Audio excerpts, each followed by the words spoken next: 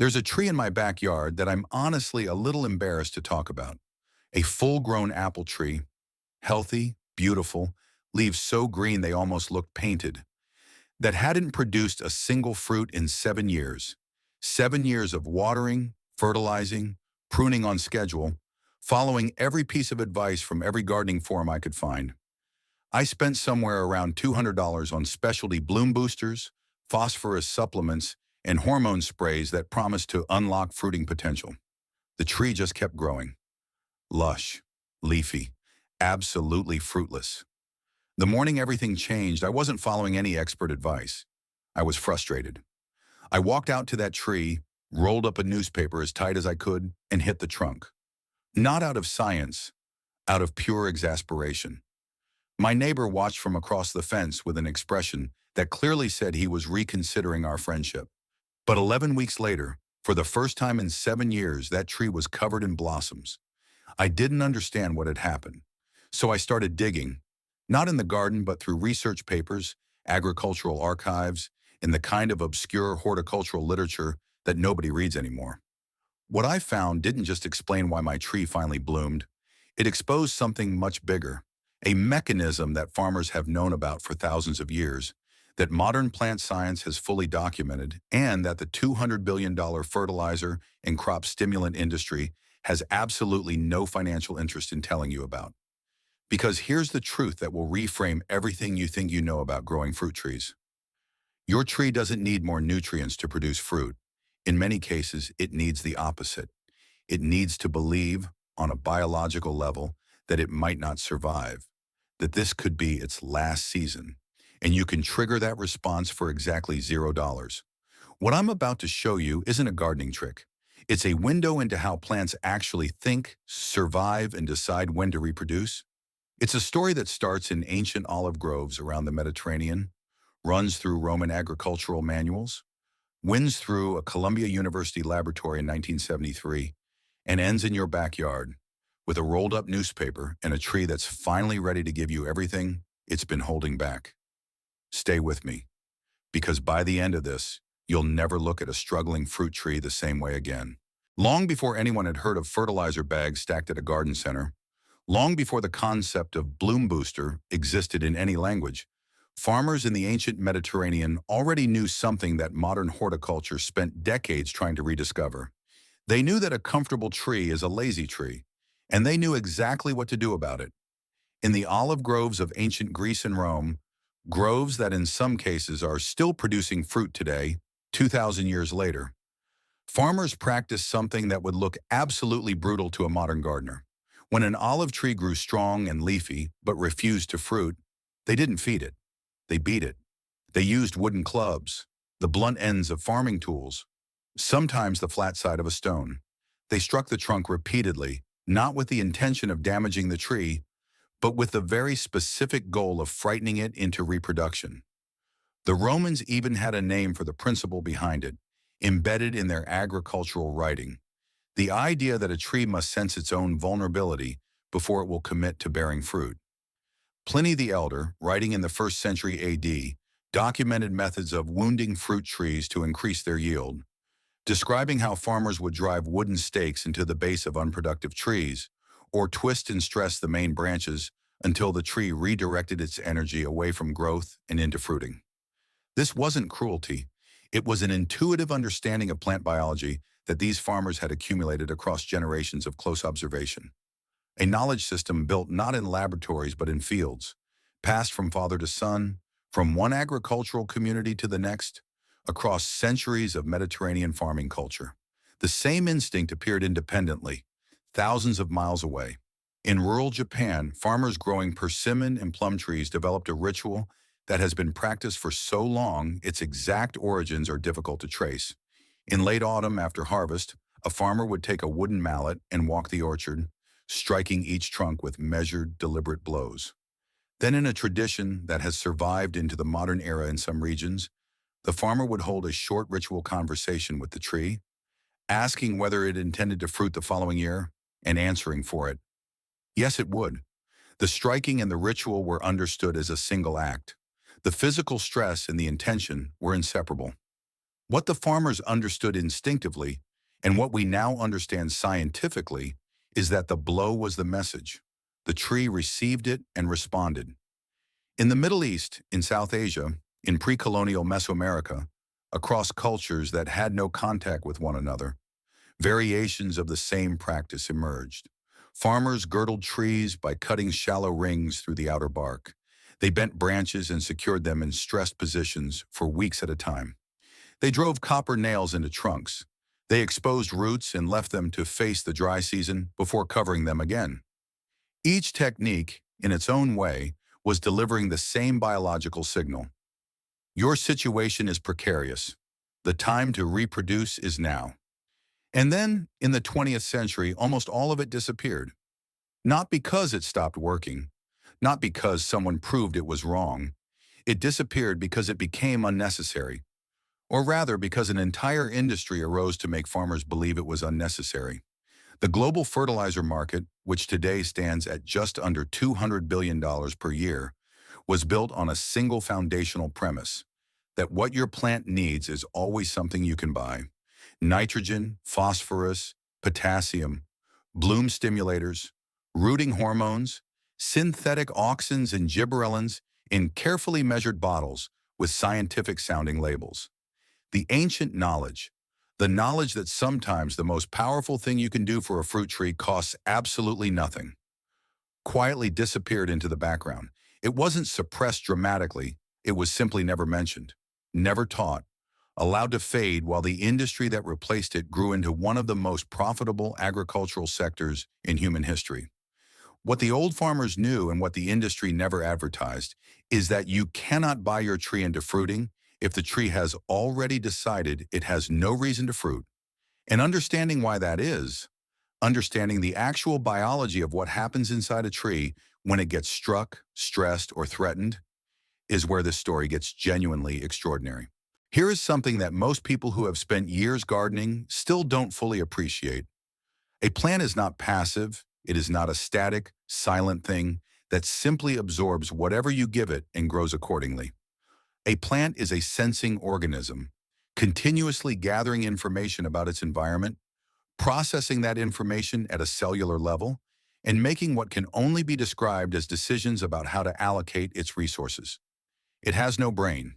It has no nervous system in any way comparable to an animal's. And yet it responds to its world with a sophistication that, once you understand it, makes the idea of just pouring fertilizer on a struggling tree and expecting results seem almost naive. The field of study that examines how plants sense and respond to physical touch, pressure, and mechanical force is called thigmomorphogenesis. It is not a fringe theory. It is not alternative science. It is a well-documented, peer-reviewed area of plant biology that has been studied seriously since the early 1970s, when a researcher named Mordecai Jaffe at Columbia University began publishing work that would quietly reshape how plant physiologists understood growth and development. Jaffe's early experiments were elegantly simple. He subjected young plants to repeated mechanical stimulation, rubbing, bending, shaking, and measured what happened. What happened was not what most people would expect. The plants didn't weaken. They didn't show signs of stress in the way an animal would. Instead, they changed. They grew shorter and thicker. They increased the density of their cell walls. They became, in measurable and reproducible ways, structurally stronger and biologically more alert. What Jaffe had documented was the plant equivalent of a stress response, not a damage response, not a dying response, but an adaptation response. The plant sensed mechanical pressure, interpreted it as environmental instability, and immediately began restructuring itself to survive that instability. It wasn't reacting to being hurt. It was reacting to the information that its world had become unpredictable and that it needed to prepare accordingly. To understand why this matters for fruiting, you need to understand something about how a healthy, well-fed tree allocates its energy on any given growing season. A tree in ideal conditions, good soil, reliable water, no competition, no threat, operates in what plant biologists call a vegetative growth phase. It is focused entirely on expanding itself. More leaves, more branches, more root mass. More height. This is the tree investing in its own infrastructure, building out its capacity to capture sunlight and water, maximizing its own survival. From the tree's perspective, in a stable and comfortable environment, this is the rational strategy. Why spend energy producing fruit and seed when conditions are good, resources are available, and there's no indication that anything is about to change? The tree doesn't fruit because it doesn't need to. Reproduction, in biological terms, is not a default state. It is a response to urgency. This is the insight that changes everything. And it's the insight that thousands of years of agricultural observation had already arrived at intuitively, long before Jaffe put it into a laboratory. Those Roman farmers beating their olive trees, those Japanese farmers striking their persimmon orchards in autumn, they had figured out, through pure observation across generations, that you had to interrupt the tree's comfort before the tree would commit to making fruit. They didn't know the cellular mechanisms. They didn't know about mechanosensing proteins embedded in plant cell membranes, or about the signaling cascades that translate physical pressure into hormonal change. But they had arrived at the same conclusion that modern plant science would eventually reach through decades of controlled research. The tree needs a reason to reproduce, and comfort is not that reason.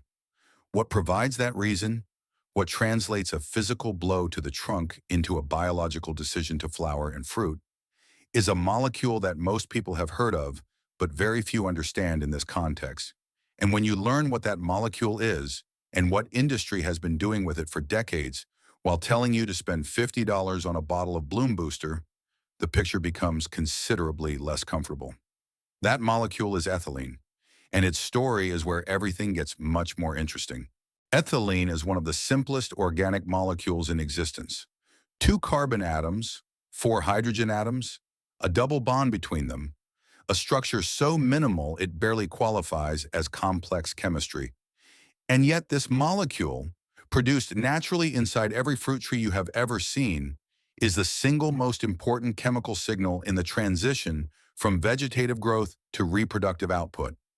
It is the biological difference between a tree that grows and a tree that fruits, and it has been at the center of a multi-billion-dollar industrial secret for longer than most people realize. When a tree experiences mechanical stress, when its trunk is struck, when its branches are bent, when its root system is disturbed by drought or pressure, the cells in the stressed tissue do something immediate and measurable. They activate an enzyme pathway called the ACC synthase pathway, which begins converting a common amino acid into a precursor molecule that, within hours, gets transformed into ethylene gas. The ethylene doesn't stay local. It moves through the tree's vascular tissue, spreading outward from the point of stress, and when it reaches the meristematic tissue, the actively growing regions near branch tips and flower buds, it delivers a signal that overrides the vegetative growth program entirely. The message, translated into biological terms, is unambiguous. Conditions have become unstable. Structural expansion is no longer the priority. Reproduction is. The tree responds by doing exactly what those ancient Mediterranean farmers observed it doing. It stops pushing energy into new leaves and branches, and it redirects that energy into floral initiation. Flower buds that had been sitting dormant begin to activate. Hormonal ratios shift. Gibberellins, which promote vegetative growth, are suppressed while the signals that promote flowering and fruiting move to the foreground. The tree, having received information that its physical situation may be deteriorating, makes the only logical biological decision available to it. If this might be my last season, I need to leave something behind. What makes this story considerably darker and considerably more relevant to every dollar you have ever spent on commercial fruit tree stimulants is what the agricultural industry learned about ethylene roughly a century ago, and what they have been doing with that knowledge ever since. By the 1930s, plant scientists working for large agricultural operations had identified ethylene as the primary hormone responsible for fruit ripening. By mid-century, the industry had developed synthetic ethylene delivery systems, most notably a compound called ethifon, which releases ethylene gas when it contacts plant tissue, and had begun using them at industrial scale. Today, ethafon and its derivatives are applied to an enormous range of commercial crops. Tomatoes picked green and ripened in storage facilities, pineapples synchronized to fruit simultaneously for harvest efficiency, cherries and walnuts treated to drop from trees on schedule for mechanical harvesting. The global market for synthetic ethylene-based agricultural chemicals currently sits at well over $4 billion annually, embedded within a broader crop stimulant and plant growth regulator market that exceeds $8 billion per year. The industry has known, with precise scientific certainty, for the better part of a century that ethylene triggers fruiting and ripening. They built an $8 billion market on that knowledge. And the thing they never had any financial interest in telling you, the thing that gets left out of every product label, every garden center consultation, every YouTube ad for Bloom Booster formula, is that your tree already knows how to produce ethylene. It has been doing it since long before the first synthetic version was ever manufactured. It just needs the right signal to do it in the right place at the right time. That signal costs nothing. It requires no chemistry degree, no monthly subscription to a gardening product service, no $45 bottle of anything. It requires understanding that the tree is not broken, not deficient, not in need of something you have to purchase. It requires understanding that the tree has been waiting, not for nutrients, but for information. Now, before this starts sounding like a guaranteed miracle cure for every unproductive tree in existence, there is something important that needs to be said clearly, because credibility matters more than a clean narrative. This mechanism does not work equally well in all situations, and applying it incorrectly can cause genuine harm. A tree that is actually nutrient deficient, root bound, or carrying a fungal infection is not going to respond to mechanical stimulation the way a healthy tree will, because its ethylene pathway is already dysregulated by other stressors, and adding physical stress on top of existing biological stress is more likely to push it toward decline than toward flowering. A very young tree still establishing its root system and vascular structure should never be subjected to trunk stress of any kind. And the force applied matters enormously. There is a significant biological difference between the level of mechanical stimulation that activates stress signaling pathways and the level that damages phloem tissue, which is the layer just beneath the bark responsible for transporting sugars throughout the tree. Damage the phloem, and you don't get more fruit. You get a dying tree. The technique works, and the science is unambiguous that it works. Specifically for trees that are mature, well-established, genuinely healthy, and stuck in what plant biologists call vegetative dominance, the condition of being so comfortable, so well-resourced, so free from threat, that the tree has simply never received a compelling biological reason to shift out of growth mode and into reproduction. Which brings us to the question that reframes this entire conversation. Not why does mechanical stress cause fruiting, but why do so many healthy, well-fed trees refuse to fruit in the first place? Why does comfort become the enemy of the harvest?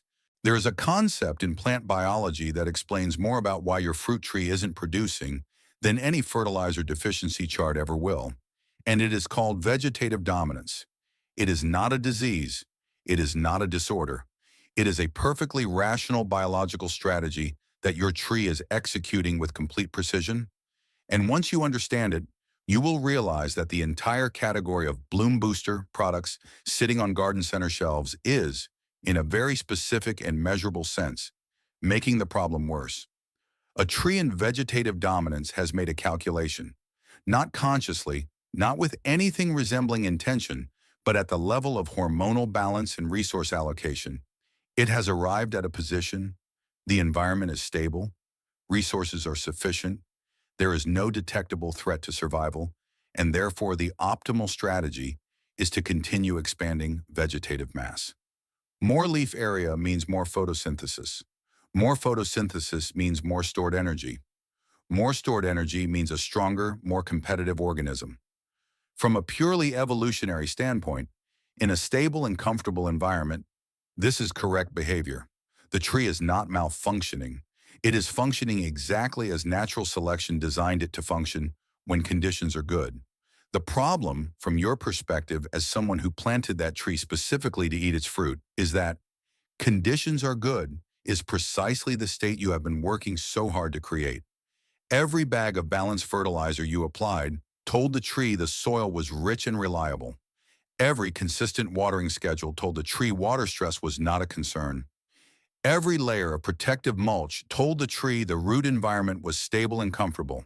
You were, with the best possible intentions, sending the tree a continuous stream of signals that added up to a single biological message. There is no urgency here. Keep growing. There is no reason to reproduce yet. And the tree listened, because that is what trees do. They listen to their environment with extraordinary sensitivity, and they respond to what the environment is actually telling them, not to what you want them to do. This is the part of the conversation that the $200 billion fertilizer industry is structurally incapable of having with you, because the honest version of that conversation ends with you buying less of their product, not more. The honest version goes something like this. If your tree is healthy, well-fed, and refusing to fruit, adding more nutrients is almost certainly not the answer. Phosphorus supplements marketed specifically as bloom promoters, products that retail for anywhere between $30 and $80 for a single season supply, operate on the assumption that the tree is not flowering because it lacks the raw materials to build flowers. But a tree in vegetative dominance doesn't lack raw materials. It has raw materials in abundance. What it lacks is a reason to use them for reproduction rather than growth. Giving it more phosphorus in that situation is the equivalent of stocking someone's kitchen with more groceries when the reason they're not cooking is that they don't feel hungry yet. The ingredients were never the problem. The hormonal reality of vegetative dominance centers on a balance between two competing signals. Gibberellins, a class of growth hormones produced primarily in actively growing shoot tips, promote cell elongation, leaf expansion, and vegetative development. They are the hormones of abundance and expansion. Opposing them, in the context of reproductive transition, is the shift toward ethylene and toward a reduction in the auxin flow that keeps apical dominance, the prioritization of upward growth, in control. When gibberellin signaling is dominant and ethylene levels are low, the tree stays vegetative. When something disrupts that balance, when ethylene rises, when gibberellin production is interrupted, when the tree's stress-sensing system detects instability, the hormonal ratio shifts, and the meristematic tissue that was building leaves begins building flowers instead. Mechanical stress tips that balance directly. A firm strike to the trunk travels through the wood as a pressure wave, activates mechanosensitive ion channels in cells throughout the stressed tissue, triggers the ACC synthase pathway, and within 12 to 72 hours produces a measurable increase in ethylene concentration in the cambial and meristematic tissue. The gibberellin to ethylene ratio shifts. Vegetative dominance is interrupted. The tree, reading its environment as suddenly less stable than it was, reassigns its resources. What is particularly striking about this, and what makes the gap between traditional agricultural knowledge and modern commercial gardening advice so difficult to explain charitably, is that the transition from vegetative growth to reproductive output triggered by mechanical stress produces results that are, in documented research trials, comparable to those achieved by commercial plant growth regulators at a fraction of the cost. A 2003 study examining mechanical stimulation effects on apple tree flowering found statistically significant increases in flower bud initiation following trunk stress treatments. Research on citrus trees has shown similar results. The mechanism is not obscure, not contested, not preliminary. It is established plant science. It simply exists in academic literature rather than on a product label, which means it has no marketing budget, no retail placement, and no financial constituency pushing it into the mainstream conversation. You are not a gardener who has been failing. You are a gardener who has been shopping in a store that was never designed to give you the one piece of information that would have solved your problem for free. That changes right now. So here's exactly what you do. Not approximately, not in theory, exactly with the specific details that separate a technique that works from one that causes damage through careless application. The first thing you need to establish before touching the tree at all is whether your tree is actually a candidate for this method. The technique works specifically on trees that meet all of the following conditions simultaneously. The tree is at least 3 to 4 years old and has been in the ground long enough to have developed a fully established root system. The tree is genuinely healthy, meaning the foliage is full and green. There are no visible signs of fungal infection or pest damage on the bark or leaves, and the tree has been growing vigorously. And the tree has been in vegetative dominance for at least one full season, meaning it grew well last year, but produced little or no fruit despite apparently good conditions.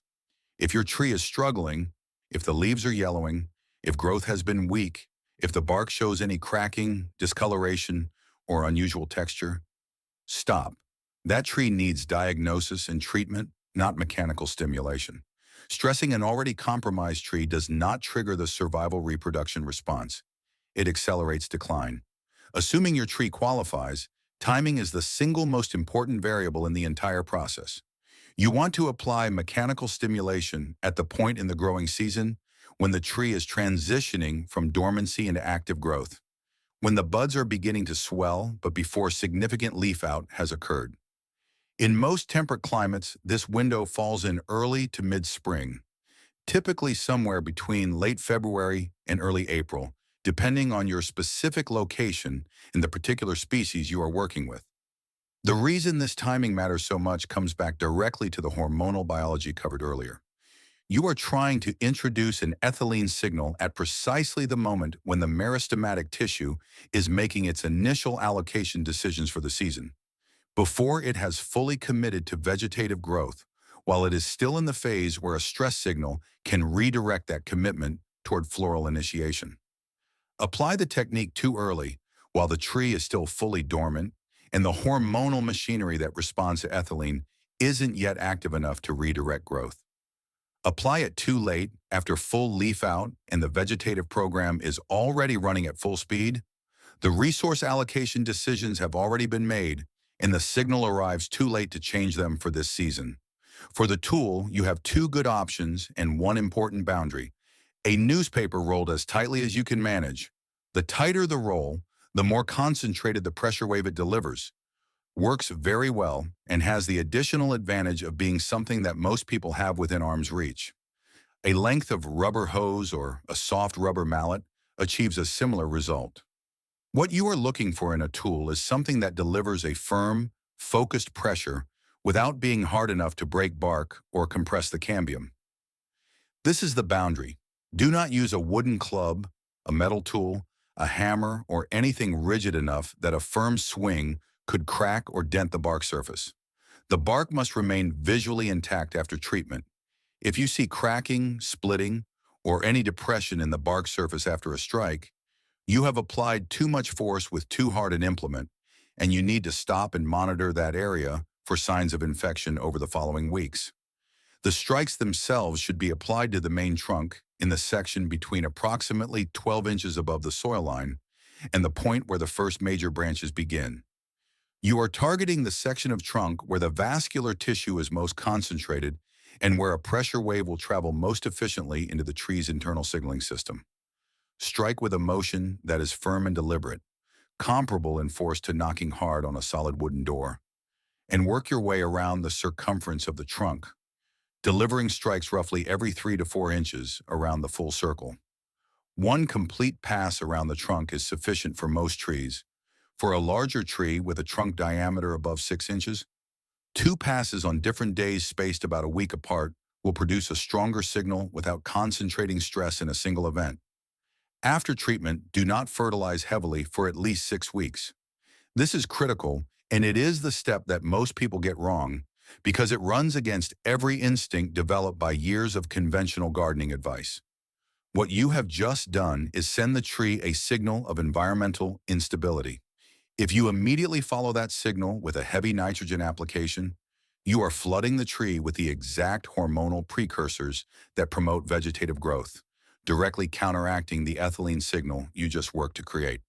Let the tree sit with the stress signal. Water normally. If the soil is genuinely poor, a light application of low nitrogen fertilizer with moderate phosphorus is acceptable. But the goal for the 6 weeks following treatment is to avoid telling the tree that everything is fine and resources are abundant. Watch for signs of response over the 4 to 10 weeks following treatment.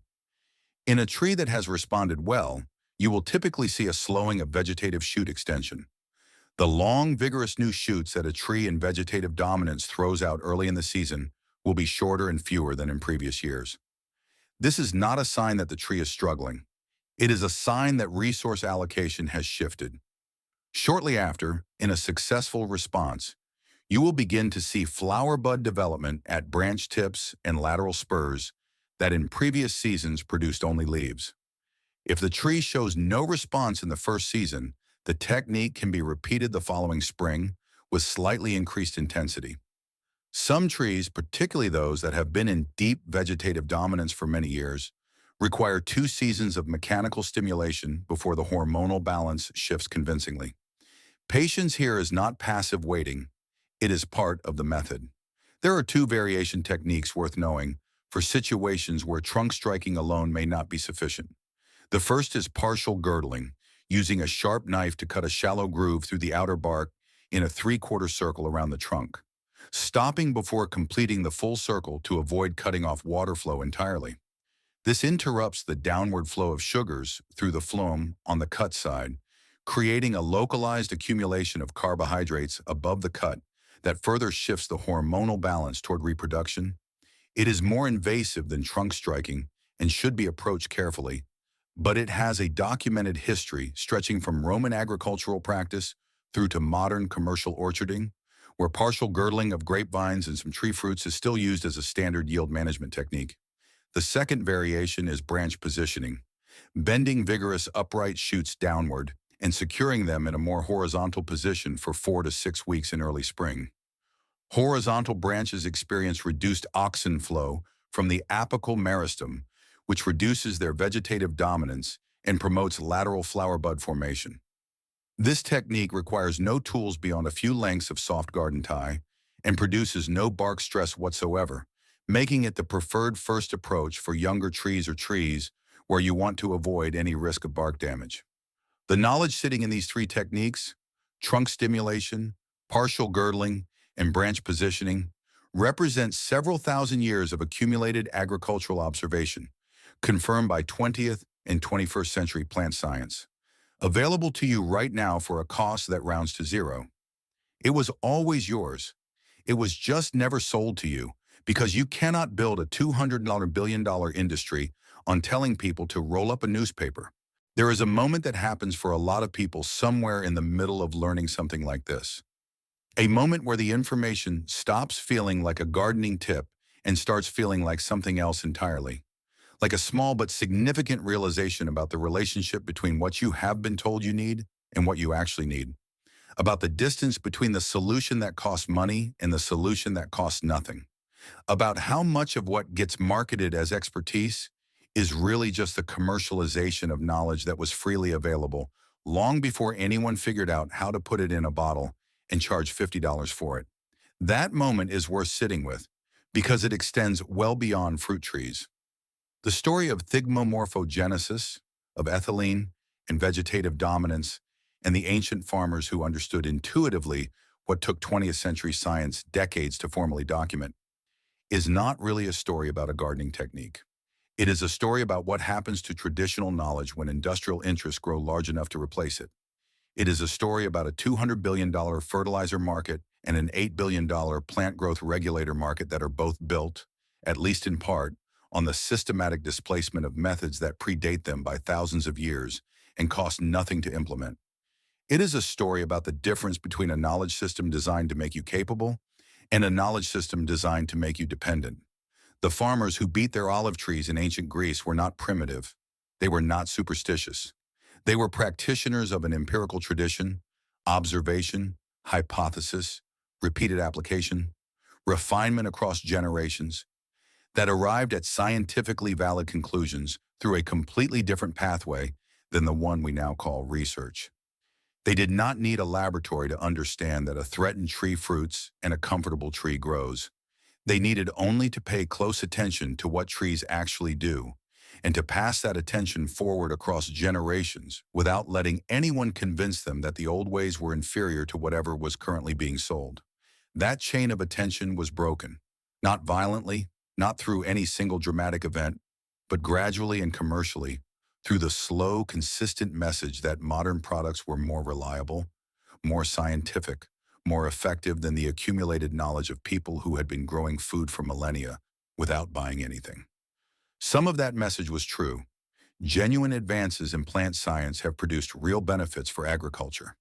But some of it, a significant portion of what gets sold in garden centers and agricultural supply catalogs every year, is a commercial layer placed over knowledge that was already complete, already functional, already yours. What you do with that understanding is, of course, entirely your choice. You can walk into a garden center next spring and buy the bloom booster and the phosphorus supplement and the synthetic hormone spray, and your tree may or may not respond, and the industry that sold them to you will continue operating at $200 billion per year regardless. Or you can roll up a newspaper, walk out to that tree in early spring when the buds are just beginning to swell, and deliver the oldest, most scientifically grounded message in the history of fruit growing. I need you to remember that this matters, that this season counts, that the time to give everything you have is right now. The tree will understand. It has always understood. It was just waiting for someone to speak the right language. If this changed the way you think about what your garden actually needs, not just the tree, but all of it, the soil, the water, the inputs you've been buying on the assumption that more is always better, then share this with someone who has a tree that isn't producing. Not as a gardening tip, as a piece of information that belongs to them and was never supposed to cost anything. That is how this kind of knowledge survives. Not through algorithms, not through advertising budgets, but through people who found something real and decided it was worth passing on. The next video is going to go even deeper into this idea, into a technique that ancient Chinese farmers used to transform completely exhausted, compacted soil into some of the most productive growing ground imaginable, using nothing but time, observation, and a material that every single person watching this already has access to for free. If what you heard today made you question one assumption about what your garden needs, what comes next will make you question several more.